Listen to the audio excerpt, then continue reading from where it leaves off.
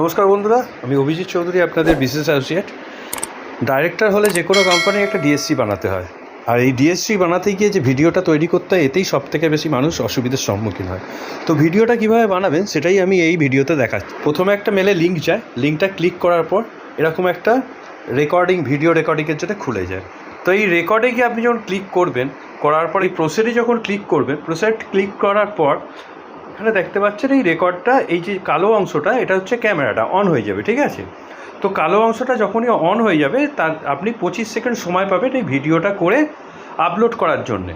তো আপনি এখানে কি বলতে হবে, নামটা বলতে হবে, নেম ইজ যা নাম হবে, মাই ডিএসসি ভেরিফিকেশান কোড, এটা বলতে হবে। বলার পর আধার কার্ড আর প্যান কার্ডটা ভালোভাবে দু সাইডটা দেখাতে হবে। দেখাবার পর এটা 25 সেকেন্ডের ভেতর করে, কিন্তু ভিডিওটা কমপ্লিট 25 সেকেন্ডই থাকবে রেকর্ডটা অন, তারপরে সাবমিট করে দেব। নমস্কার, ভালো থাকবেন।